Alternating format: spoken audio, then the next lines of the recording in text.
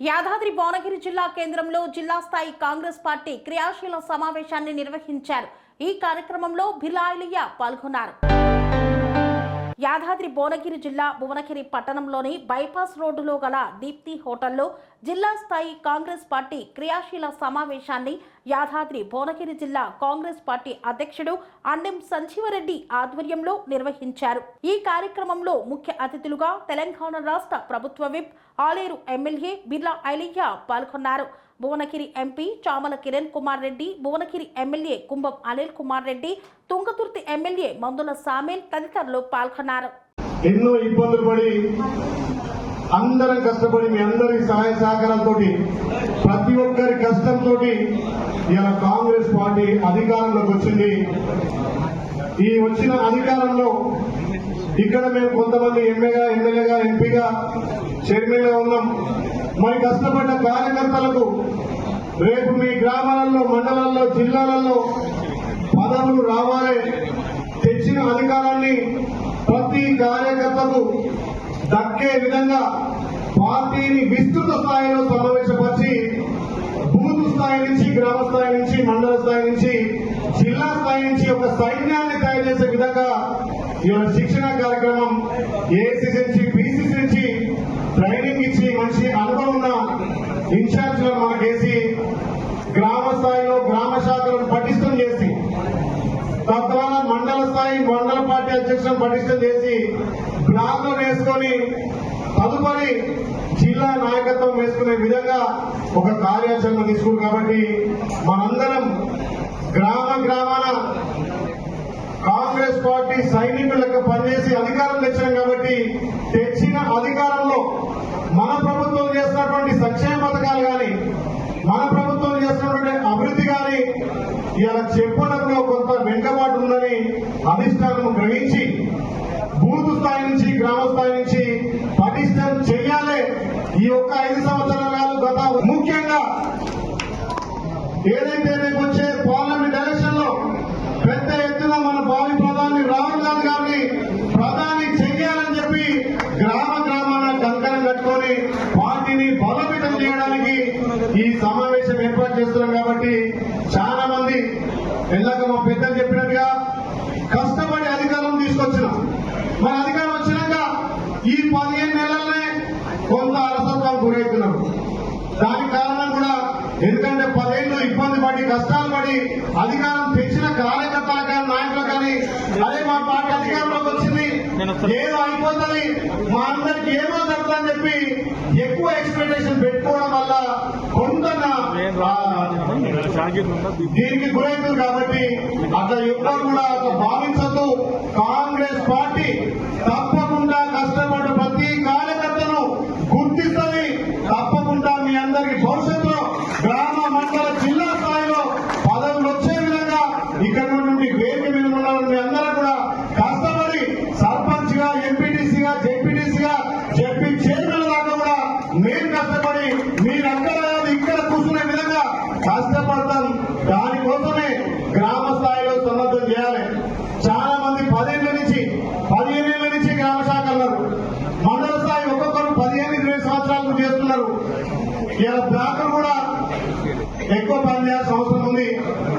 మీరు ఒకటే అర్థం చేసుకోవాలి, ఇంత పెద్ద జాతీయ పార్టీకి ఒక కాంగ్రెస్ పార్టీ గ్రామ శాఖ అయిందంటే అతను మీరు ఎంతో బాధ్యతలతో గుర్తించాలి. ఇలా పేరు గ్రామ శాఖ అయిననే ఏ గ్రామ శాఖ అయిపోయిందని చెప్పి తెల్లారి నుంచి పని చేస్తాడు. పార్టీ అధ్యక్షులు సుమారు ఒక మండలంలో 30 నుంచి 40 వేల మంది ఉంటారు. 30-40 వేల మందిలో మనం మండల పార్టీ వేస్తే మండల పార్టీ వేసినా ఉంటారు. మన తర్వాత పని చేయమంటే నాకే వస్తుంది, నీకే వస్తుంది అంటారు. జాతీయ పార్టీలో మీకు ఒక గుర్తింపించి మండల పార్టీ ఇచ్చిందంటే దాని బాధ్యత నిర్వహించినప్పుడే నువ్వు మండల పార్టీకి న్యాయం చేశాడు. కాబట్టి రేపు మీ మండలాలు ఎవరైతే మండల పార్టీ వేసే చూస్తే ఖచ్చితంగా పార్టీ టైం ఇచ్చి అందరినీ కలుపుకొని పోయి అలాంటి వ్యక్తిని మండల పార్టీ చేసుకుని మండలాలు అయిన తర్వాత ఇలా ప్రతి కాన్ఫరెన్స్ కి 2 బ్లాకులు ఉంటాయి. ఈ 4 మండలాలు తిరిగి కవర్ చేసి ఆ 4 మండలాలు టైం ఇచ్చి పనిచేసి అందరినీ కలుపుకొని మండల శాఖ, గ్రామ శాఖతో చేసే వ్యక్తిని రేపు బ్లాక్ ప్రెసిడెంట్ గా అన్ని నియోజకాలు వేసుకోవాల్సిన అవసరం ఉంది. వీటంతా తదనంతరం మళ్ళా జిల్లా పార్టీకి అందరికీ బలమైన వ్యక్తి, అన్ని విధాల అందుబాటులో ఉండి ఎవరైతే ఉన్నారో జిల్లా పార్టీని కూడా చేసుకొని దాని తదనంతరం కార్యాచరణతో ఇప్పటి నుంచే 3.5 సంవత్సరాలున్నా తప్పకుండా భవిష్యత్తులో రేపు వచ్చే ఎలక్షన్ లో రాహుల్ గాంధీ గారు ప్రధాని కావాలి, తిరిగి ఇక్కడ కాంగ్రెస్ పార్టీ అధికారం కావాలంటే గ్రామ స్థాయి పటిష్టం చేయాలి. పెద్దలు శిక్షణ ఇస్తున్నారు, వీళ్ళకంటే మీరు అనుభవంలో చాలా మంది. కానీ ఇవాళ కొన్ని పార్టీలు ఏం చేస్తున్నాయి, మతం పేరు మీద, కులాల పేరు మీద రాజకీయాలు చేసి కాంగ్రెస్ పార్టీ చరిత్రను కనుమరుగు చేసి మేమే భారతదేశానికి స్వతంత్రం తెచ్చినాం, ఇలా మేము లేకపోతే భారతదేశమే లేదు అనే విధంగా దుష్ప్రచారం చేస్తున్నారు. మరి వాళ్ళు అట్లా ప్రచారం చేసినప్పుడు మన కాంగ్రెస్ సైనికులు ఎందుకు పనిచేయదు? పెద్దలు మా సామాన్యులు చెప్పిండు, కాంగ్రెస్ పార్టీ చరిత్ర చెప్పిండు. ఉద్యమకారుడైనా తెలంగాణ పార్టీ పనిచేసిన బాగా ఆయన భాషలో హౌస్ పట్టాడు కాబట్టి ఇందిరమ్మ గురించి, రాజీవ్ గాంధీ గురించి, రాహుల్ గాంధీ గారు చెప్పిండు. సరే పెద్ద బహిరంగ సభ చెప్తున్నాం ఆయన కూడా 1,000 లక్షల మంది చెప్పి పెద్దల సామాన్యాలను కూడా పెంచి ఇంకా చరిత్ర చెప్తారు. కానీ చరిత్ర కంటే ముందు మనమేం చేస్తున్నాం, పార్టీకి మనం ఏం సేవ చేస్తున్నాం, పార్టీని ఎట్లా అభివృద్ధి తీసుకోవడం. వాళ్ళు 10 ఏళ్లలో తెలంగాణ సంపదను పంది గోపులాగా దోచుకున్న సంపదతోటి వాళ్ళ ప్రింట్ మీడియా, సోషల్ మీడియా ద్వారా వాట్సాప్ లో పెడుతుంటే ఇలా ప్రతి ఇంట్లో చిన్నలకు, పెద్దలకు, మహిళలకు వాట్సాప్ ఉన్నాయి, ఫోన్లు ఉన్నాయి. మరి మనం ఎందుకు సాధిస్తలేం?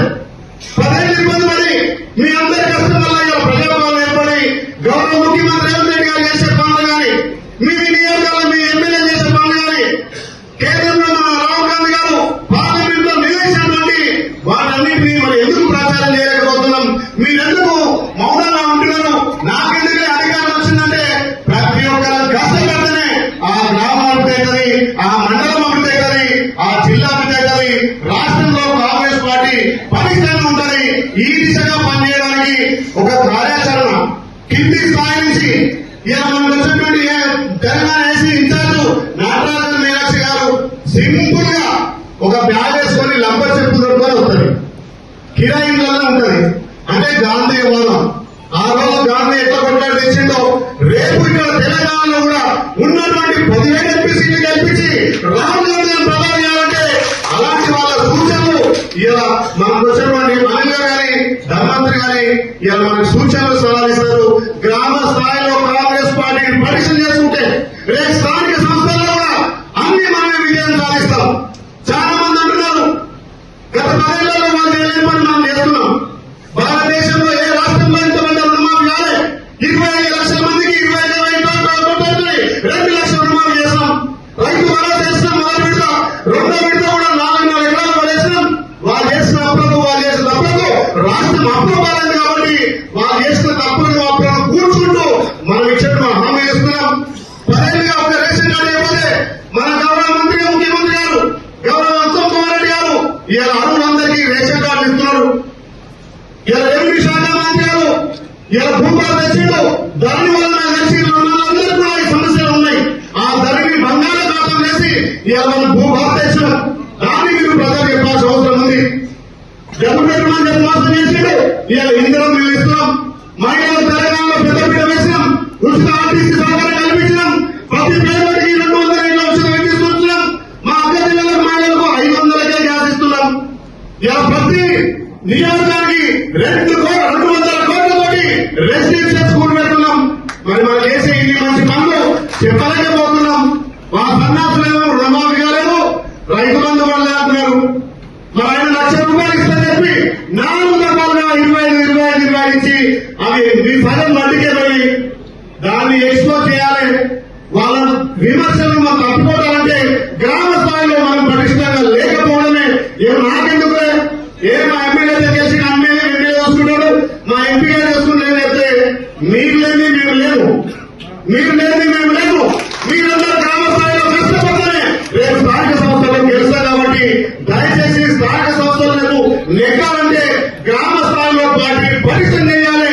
గ్రామ శాఖలు ఎక్కడ కూడా తండ్రి పెట్టుకోవాలా, తమ్ముడు అమ్ముడు బొమ్మడ కాదు, పనిచేసే వ్యక్తి పార్టీకి పనిచి ఆ గ్రామంలో సమీపించే వ్యక్తినే గ్రామ శాఖ వేయండి.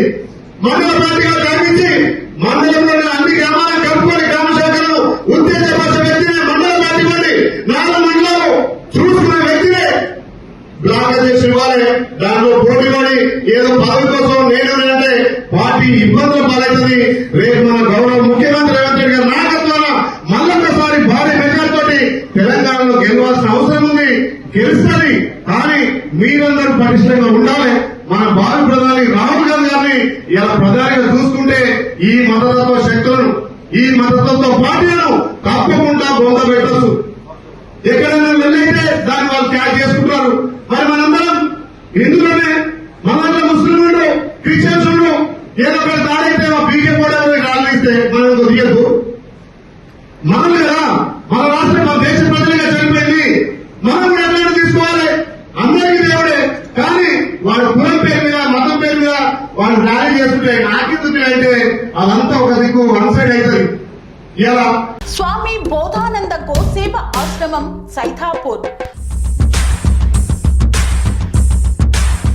జ్యోతిష్యం, వాస్తుశాస్త్రం మన పూర్వీకులు మనకిచ్చిన వరం. దుర్గాదేవి, కాలభైరవ ఉపాసనతో వాక్సిద్ధి పొందిన శ్రీ శ్రీ బోధానందగిరి స్వామివారు మీకు ఎలాంటి సమస్యలున్నా, వాటిలో ముఖ్యంగా ధన నష్టం, ఆరోగ్య నష్టం, భార్యాభర్తల మధ్య గొడవలు, ప్రేమించుకున్న వారు దూరం అవడం, ఎన్ని సంబంధాలు వచ్చినా పెళ్లి ముడి పడకపోవడం, రోడ్డు ప్రమాదాలు, అప్పుల బాధలు, వ్యవసాయంలో నష్టాలు, పెద్దల మాట పిల్లలు వినకపోవడం, ఆరోగ్య శాంతి, గృహశాంతి, మనశ్శాంతి లేకపోవడం, ఇలాంటి సమస్యలు ఉన్నట్లయితే ఒక్కసారి స్వామీజీని కలవండి. మీ సమస్యలకు తగిన పరిష్కారాన్ని పొందండి. అంతేకాక అన్ని రకాల వ్యాధులకు గోపంచకవ్య మరియు మూలికా వైద్యం చేయబడును. నమ్మకంతో రండి, ఆయురారోగ్యాలతో వర్ధిల్లండి. మా అడ్రస్ స్వామి బోధానంద గోసేవ ఆశ్రమం సైథాపూర్, వీరభద్రస్వామి గుడి దగ్గర, యాదగిరిగుట్ట. సంప్రదించవలసిన నెంబర్ 9849213754 మరియు 9618034138.